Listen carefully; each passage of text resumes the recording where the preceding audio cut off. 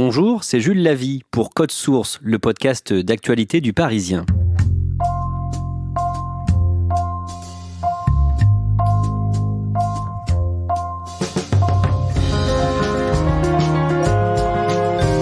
En Alsace, dans la nuit du vendredi 21 au samedi 22 février, le réacteur numéro 1 de la plus vieille centrale nucléaire française s'est arrêté pour de bon.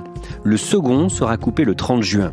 L'arrêt de la centrale de Fessenheim faisait régulièrement l'actualité depuis une dizaine d'années, mesure réclamée par les écologistes, promise par François Hollande et dénoncée par EDF et ses salariés pour qui le site était encore parfaitement viable. Code Source vous raconte l'histoire de la centrale nucléaire de Fessenheim avec Erwan Benezet du service économie du Parisien. Erwan Benezet, vous êtes spécialiste énergie au Parisien. Avant d'en venir à Fessenheim, il faut d'abord rappeler une anecdote incroyable concernant le développement du nucléaire en France. Au début des années 70, le président Georges Pompidou et son Premier ministre Pierre Messmer sont au pouvoir. Alors cette anecdote, elle est effectivement racontée dans ses mémoires par Marcel Boiteux. Marcel Boiteux, à l'époque, en 1973, c'est le directeur général d'EDF. Il deviendra son président quelques années plus tard, en 1979. Mais en 1973, vient de survenir le premier choc pétrolier. Un samedi matin, il reçoit un coup de téléphone du secrétaire général de l'énergie, un certain Jean Couture, qui lui dit « Monsieur Boiteux, avec le gouvernement, on souhaite maintenant réellement lancer le grand plan du nucléaire.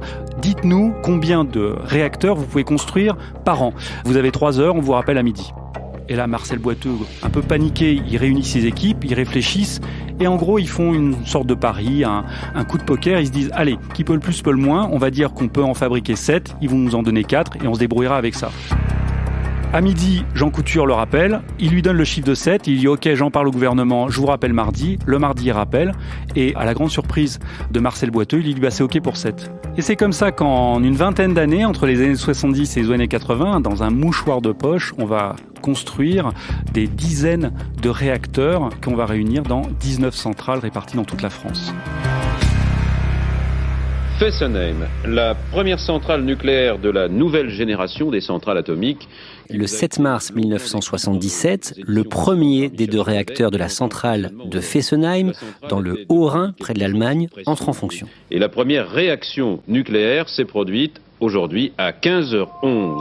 C'est une date très importante dans l'histoire nucléaire française, puisque c'est le tout premier réacteur à être lancé pour des raisons véritablement industrielles de production d'électricité. La France avait construit différents réacteurs avec différentes technologies auparavant, mais c'était plus à titre d'essai. Et là, avec Fessenheim, c'est le lancement du nucléaire à l'échelle industrielle pour produire en grand volume de l'électricité pour la France. Au départ, quelle est la durée de vie prévue de ces réacteurs ? La réponse est simple, 40 ans. Tous les réacteurs qui ont été construits à partir de Fessenheim avaient la même durée de vie puisqu'ils sont tous basés sur la même technologie de réacteurs à eau pressurisée ou REP, durée de vie 40 ans, qui au départ était incompressible. D'un mot, qu'est-ce que c'est cette technologie REP ? Une centrale nucléaire, c'est comme une gigantesque cocotte minute. Vous avez de l'uranium enrichi qui est bombardé de neutrons. Ça fait monter la température, qui fait chauffer de l'eau. Et comme une cocotte minute, l'eau dégage de la vapeur. Cette vapeur est expulsée, fait tourner une turbine. Et comme une dynamo de bicyclette, vous produisez de l'électricité. Ça paraît tout simple et en même temps, c'est extrêmement complexe. L'ouverture de cette centrale nucléaire à Fessenheim suscite déjà des mouvements de contestation.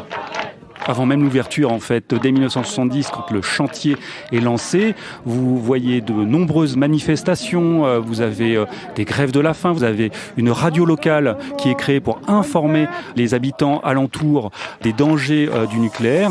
Ici Radio Verte Fessenheim. Habitantes et habitants d'Alsace, menacés par la pollution chimique et radioactive, bonsoir. Vous avez même un attentat, une bombe explose à l'intérieur du chantier en 1975. Heureusement, elle ne fait aucun blessé. Bref, la contestation est déjà très virulente avant la mise en service et elle le sera encore d'autant plus après cette mise en service en 1977. Et il faut rappeler que c'est une région où il y a des grosses villes pas très loin. Fessenheim, c'est un peu on a l'impression que c'est le bout de la France, c'est à 500 km de Paris, c'est à la frontière allemande, le long du canal de l'Alsace et donc le long du canal du Rhin. Mais juste à côté, vous avez Colmar, vous avez Mulhouse, vous avez Strasbourg et juste de l'autre côté de la frontière en Allemagne, c'est le Bade-Württemberg et vous avez Fribourg. Dans les années 1990 et 2000, plusieurs incidents vont survenir dans la centrale. Ce sont des incidents qui surviennent dans toutes les centrales. Vous avez des fuites radioactives. Il faut savoir que chaque centrale, en fait, a le droit d'émettre un certain volume de gaz radioactif dans l'air ou de liquide d'effluent radioactif dans l'eau. Et puis, de temps en temps, accidentellement, je dis ça entre guillemets, EDF rejette malheureusement plus que de coutume. Vous avez des vannes qui sont mal fermées, vous avez des gens qui sont intoxiqués. Tout ça est arrivé à la centrale.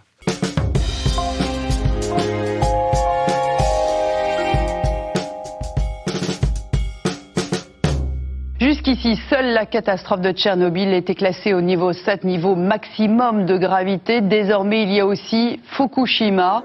Le 11 mars 2011, un séisme au Japon provoque la catastrophe nucléaire de la centrale de Fukushima. L'événement relance la contestation antinucléaire. Le 20 mars, 9 jours après l'accident, 10 000 personnes manifestent à la frontière franco-allemande, tout près du site de Fessenheim, pour réclamer sa fermeture. Avec Fukushima, il y a eu un avant et un après. On est à l'acmé de l'industrie nucléaire. Cette industrie était florissante dans le monde et en France. Je me souviens moi-même, quelques mois avant Fukushima, j'étais parti avec le ministre de l'Industrie et de l'Énergie de l'époque, Éric Besson, pour lancer un grand partenariat entre la France et l'Italie pour la construction de centrales nucléaires. Et dans l'avion qui nous emmenait en Italie, à Rome, Éric Besson me disait « Mais il n'y a aucun problème, les Italiens sont pour le nucléaire. Quelques mois plus tard, vous avez Fukushima. » Et bim, le référendum dit non au nucléaire.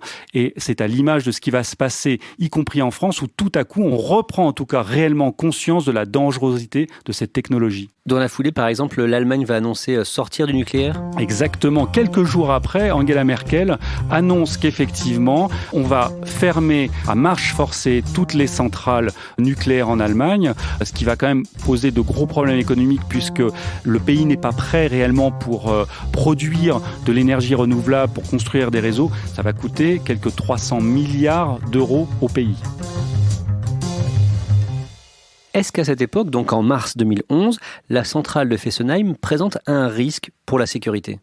Je serais tenté de dire qu'elle ne présente pas plus de risques que d'autres centrales françaises. Pourquoi ?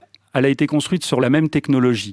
La maintenance est évidemment effectuée très régulièrement sous la tutelle de l'autorité de sûreté nucléaire, l'ASN, avec des visites décennales, mais également tous les 18 mois environ, des arrêts de tranche. On arrête le réacteur et on l'inspecte de fond en comble. La centrale de Fessenheim a été en permanence modernisée, mais 3 points. Le premier, c'est qu'il y a au moins un élément dans une centrale qu'on ne peut pas changer, c'est la cuve du réacteur. Ce qui veut dire que pendant 40 années, elle a été bombardée d'émissions radioactives, ça l'a fatiguée, parfois elle est fissurée. Il y a 2 autres points, c'est que la centrale nucléaire de Fessenheim, comme 4 autres centrales en France, a été construite sur une zone sismique avérée, ce qui représente quand même un certain danger, et elle se trouve en contrebas du canal d'Alsace, même si effectivement vous avez des digues de béton de plusieurs mètres qui ont consolidé le tout. Mais voilà, les détracteurs de la centrale disent que c'était peut-être pas très malin de construire une centrale nucléaire sur une zone sismique et en contrebas d'un canal avec de l'eau qui pourrait déborder et venir inonder la centrale. En novembre 2011, quelques mois donc avant la présidentielle de 2012, le Parti socialiste et Europe Écologie Les Verts concluent un accord pour réduire la part du nucléaire. Il y avait eu un premier accord entre le PS et les Verts en 1997 pour arrêter définitivement une autre centrale, celle de Superphénix en Isère, parce qu'elle représentait un danger. Elle avait subi plusieurs incidents assez importants qui pouvaient inquiéter notamment les antinucléaires. En 2012, un nouvel accord effectivement est conclu pour cette fois-ci fermer définitivement 24 réacteurs, baisser la part du nucléaire de 75 à 50% dans la production d'électricité et fermer les 2 réacteurs de Fessenheim. Le 2 mai 2012, pendant le débat de l'entre-deux-tours de la présidentielle, le candidat socialiste François Hollande réaffirme la proposition 41 de son programme. Il y aura une réduction de la part du nucléaire dans la production d'électricité. Quelle sera la conséquence sur le prochain quinquennat ? Une seule centrale fermera. Une. Fessenheim. On me dit, mais pourquoi Fessenheim ? C'est la plus vieille de France. Il y a des raisons électoralistes. Ils cherchent effectivement à pouvoir attirer des électeurs verts. C'est un tournant pour Fessenheim ? En tout cas, c'est une grosse inquiétude. À partir de là, les habitants et surtout les salariés de Fessenheim le disent, c'est comme une épée de Damoclès qui va être suspendue au-dessus de leur tête et ça va un petit peu geler l'activité économique de la région parce que c'est très compliqué, par exemple, pour eux de souscrire à un emprunt pour acheter une maison quand ils ne savent pas si dans quelques années, il y aura le même dynamisme économique, s'ils auront encore un travail, etc. Et ça va être très compliqué à gérer dès 2012 pour toute la région de Fessenheim. Combien d'emplois sont concernés à ce moment-là ? La centrale nucléaire de Fessenheim emploie directement 750 agents d'EDF. À cela, on peut rajouter 250 sous-traitants et vous avez un autre millier d'emplois indirects. Donc la centrale de Fessenheim fait en gros travailler environ 2000 personnes. C'est une manne économique pour la région. Ça représente 14 millions d'euros versés chaque année aux collectivités locales. 3,4 millions d'euros vont à la communauté de communes et 2 millions d'euros, parmi ces 3,4 millions d'euros, vont directement à la commune de Fessenheim. Ça va être un gros manque à gagner dans les années à venir. Après son élection, est-ce que François Hollande tient sa promesse ? Et non, il ne tiendra pas ses promesses parce qu'il y avait à la fois la fermeture de la centrale de Fessenheim et la réduction de la part de production d'électricité d'origine nucléaire de 75 à 50%. Pendant son mandat, ni l'une ni l'autre ne verront le jour. Sur la balance pèse le poids du lobby nucléaire et notamment d'EDF qui, en coulisses, mène une bataille extrêmement engagée pour à la fois empêcher effectivement cette baisse de la part de production nucléaire, empêcher la fermeture de Fessenheim, voire construire de nouveaux réacteurs, de nouveaux EPR en France. Concrètement, ça passe par quoi ce lobbying d'EDF ? D'abord, convaincre les Français. Donc que ce soit par voie de presse, par voie de communication, etc. Les convaincre que l'énergie nucléaire aujourd'hui est indispensable. Alors comment on fait ça ? On les convainc d'abord en leur réexpliquant que c'est une énergie totalement décarbonée, donc à l'heure du réchauffement climatique, ça peut avoir un effet positif, que ça coûte pas très cher parce que ces centrales nucléaires ont été amorties, que ça permet l'indépendance énergétique puisqu'on n'importe que de l'uranium, que c'est pas dangereux parce qu'aujourd'hui on a une autorité de sûreté nucléaire qui surveille tout ça, etc., etc. Et puis ensuite, ça passe aussi par un lobby auprès du gouvernement, qui, rappelons-le, l'État est actionnaire majoritaire à hauteur de 83,4% du capital d'EDF, et c'est donc de les convaincre que oui, le nucléaire a un avenir en France. À la fin du quinquennat, Ségolène Royal, la ministre de l'écologie, espère acter la fermeture de Fessenheim avant la prochaine présidentielle. Et le matin du 6 avril 2017, à un mois de l'élection présidentielle, les 18 administrateurs d'EDF doivent se réunir pour décider ou non de la fermeture de la centrale. 18 administrateurs, mais il y en a déjà 6 qui seront mis de côté pour des questions de conflit d'intérêts. Il en reste 12, les administrateurs indépendants et les administrateurs d'État. Et là, il y a une bataille très intense. Ségolène Royal, donc ministre de l'écologie, dans les jours qui précèdent ce conseil d'administration, voit plusieurs administrateurs pour les inciter à voter pour la fermeture de Fessenheim. Et Jean-Bernard Lévy, le PDG d'EDF, fait exactement la même chose auprès d'autres administrateurs pour les inciter à voter contre. Comment se passe ce conseil d'administration ?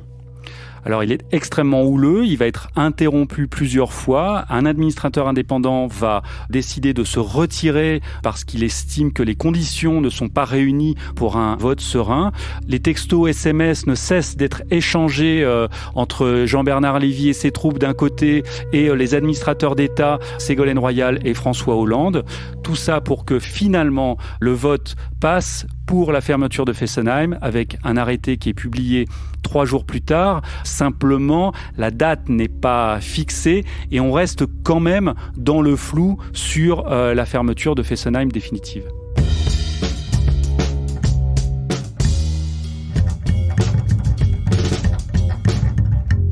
Pendant la campagne présidentielle de 2017, 3 candidats avaient affiché leur volonté de réduire la part d'électricité produite avec le nucléaire. Jean-Luc Mélenchon, Benoît Hamon et un certain Emmanuel Macron. Pourquoi est-ce qu'il fait ce choix ?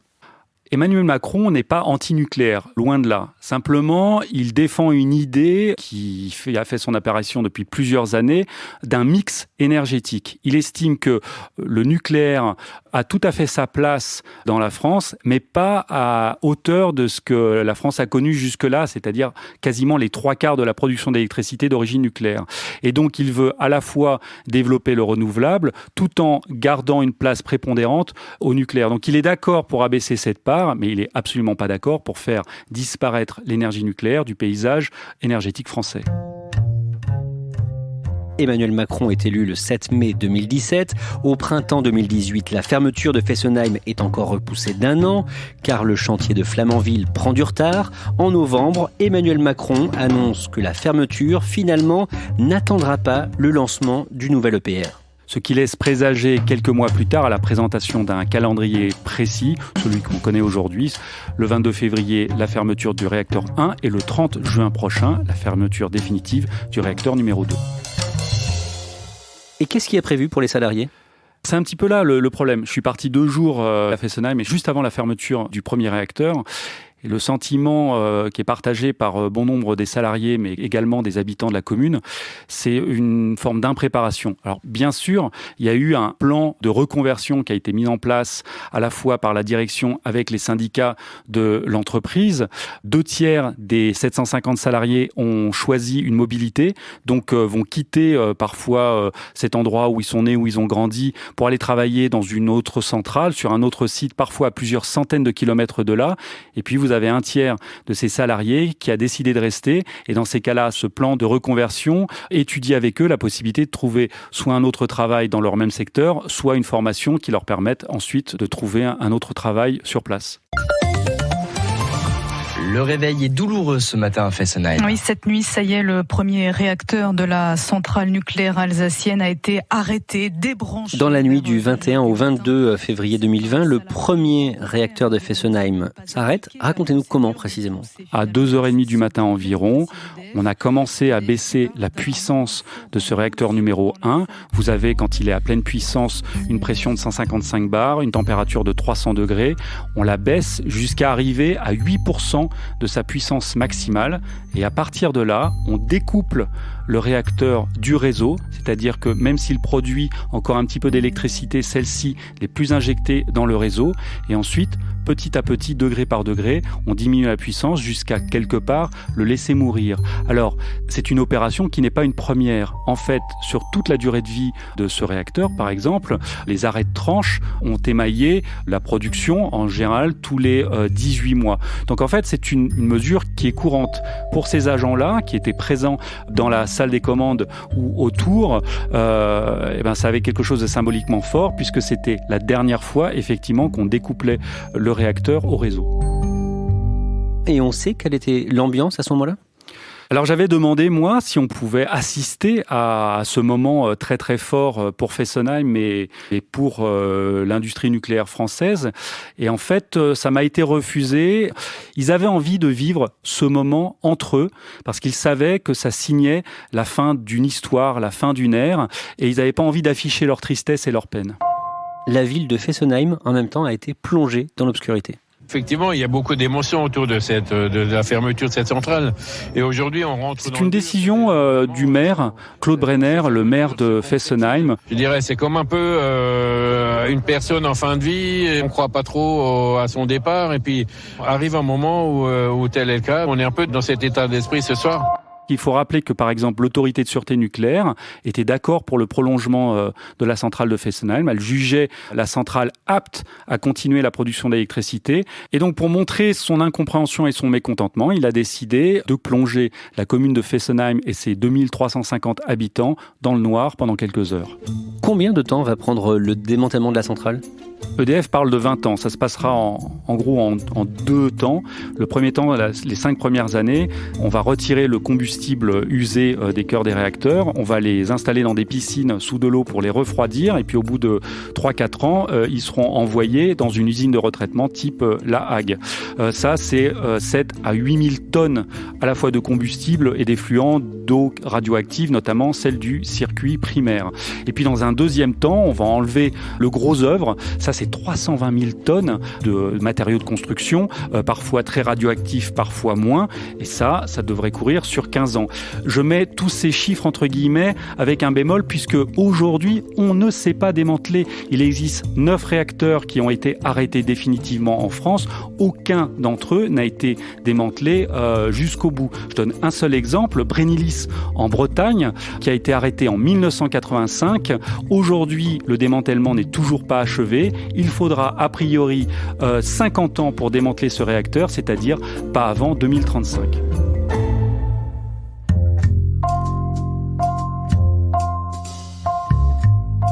Merci à Erwan Benezé. Code Source est le podcast d'actualité du Parisien, disponible chaque soir du lundi au vendredi.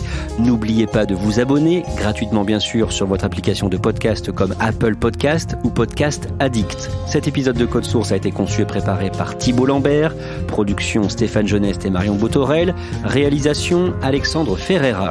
N'hésitez pas à nous écrire directement, à nous envoyer vos retours, codesource@leparisien.fr.